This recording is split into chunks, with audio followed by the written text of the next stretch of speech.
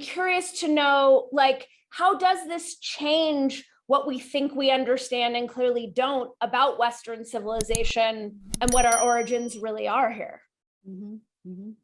Well, Peter Kingsley bases a lot of his work on the pre-Socratic teachers Empedocles and Parmenides.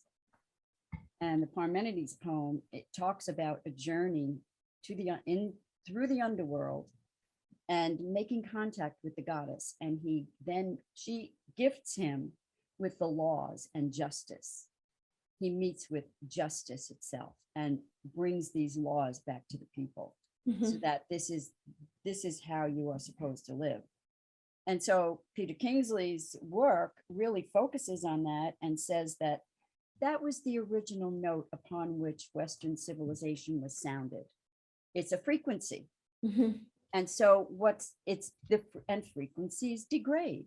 So now the frequency has played out, it's degraded, it's pixelated. And now what's needed is for Western civilization to resound the original note, because the purity of that has been sullied. So in essence, I think that's mainly the thrust of Peter's work. But those two iatromantis, it's a title for a healer priest. That's what these men were. They were essentially yogis and mystics, but their message and their delivery system was through this image, this lens of sounding that frequency and reclaiming that, because it has been degraded terribly. It's in the poetry itself. And then Empedocles also, he's famous for being, so the standard, you take a philosophy 101 course and they'll give 5 minutes to pre-Socratics, and what they'll tell you is they're sort of proto scientists and proto-natural philosophers. And why do they say that? It's because Aristotle told them so. And so, but in fact, and Aristotle hated them because they wrote in hexameter, they wrote in verse. And I'm going to ask you to recite the Parmenides poem in a second, okay, if you can remember it. How much of it? Well, no, if you what you can remember, it's oral tradition. I can go get my. Okay, I'll go. so the it is a wonderful time. So there are certain practices in the temples and everywhere where you would lie still in incubation. So Empedocles is famous for the 4 elements, right? So he's this proto-scientist, so how cute, he came up with the 4 elements. But the 4 elements were deities. Just like if you study the yoga system, the yoga sampgya system. Sampgya is like a sister school to yoga, where a lot of the terminology that's used in yoga comes from. It's one of this like 6 major schools, Vedanta being one, and yoga and Samkhya, and there are a couple of other ones that are not followed anymore. But this is a problem. So so you would lie down in these places. So anyway, in yoga, the senses are deities. All right, the senses are considered deities. So you are, so this divinizes your whole life. Your experience is divine, and then if you follow it, you understand that the divine experiences the world through you. There is no independently, according to my particular experiences and studying of the text, there is no world out there independent of you. So you can forget about, flat earth, round earth, concave earth, pancake, whatever. You can forget about it, because all of them relate relate to, various constructs.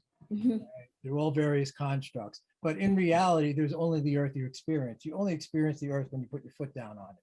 That's what divinizes it. And there's a particular Rigvedic poem called the Hymn to Purusha that delineates that. That's in the book I've already published.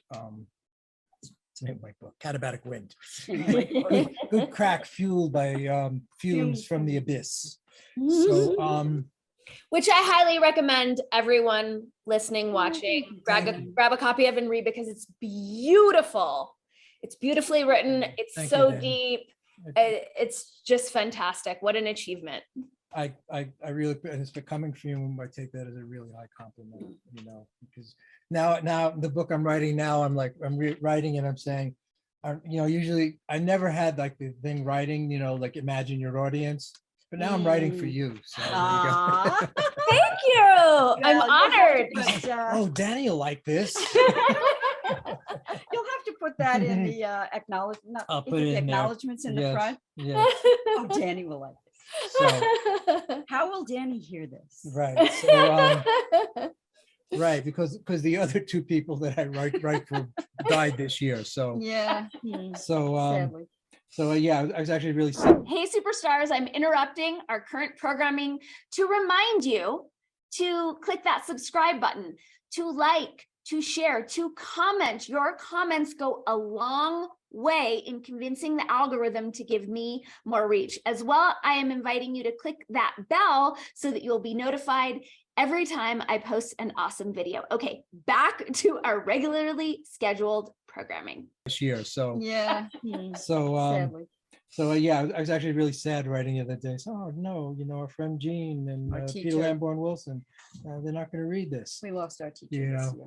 So anyway, so this the Parmenides poem where he goes down and meets Persephone. And Persephone does two things. She teaches him about being, which is absolute reality. It's changeless, it's deathless, it's everywhere, it's nowhere, you know, it's the substrate of everything. So she sees that, but then she says, but also I'm going to teach you about the construct. You know, she doesn't use that word. So so that you can have an advantage over everyone else. So in other words, I'm going to teach you about all the lies and everything else. So she teaches both aspects, and this is our, you know, our particular dilemma living here, experiencing this world, you know, as being divine. Both, you know, we are the, you know, that's what the cross is. It's the intersection of the immanent and the transcendent, and which is crosses right at our heart. So this is, you know, this is our dilemma, is really working both, and they seem antithetical. You know, the fact that we experience a physical world, we experience, you know, I have to have this singular perspective or I can't cross the room. You Right. know? Right. Or now we're radical extremists. Right. Well, we I'm are. proud of it. We are, and because this is radical. You know, if you look at the teachings of Christ, they are radical. You know, love your enemy as yourself. That's radical. It just means root. You know, right? Radix. From radix, yes. Radix. Radiccio. Yeah. You're getting at the root of things, the Mhm. foundational. So I think I covered that sufficiently. If you want, because I think the poem is really important. The Parmenides poem. So Chris is going to read a little bit of it. I don't know how much you want me to read. I don't want to bore people. No. This sounds extremely important because it sounds like this is where I don't want to say infection came in, but the duality Yeah, came say in. that. Yeah. The well, candida. Distortion. It comes in, yeah, Okay. it comes in with rationalism, with Greek rationalism to me. And, you know, as we get further and further abstracted from direct experience Right. and all through time, and you can follow it as science, you know, moving from, you know, Bacon to Descartes and all this sort of stuff. And we're further and further distracted. You know, when Descartes says, I think, therefore I am. No, it's the other way around. It's I am, therefore I think. Right. You know, so that's where the inversion is complete. Oh, interesting. And do you think that was a deliberate inversion? No, I think I don't know. It could just be a fall I- from grace. I think it's once the infection sets in, it metastasizes. Right.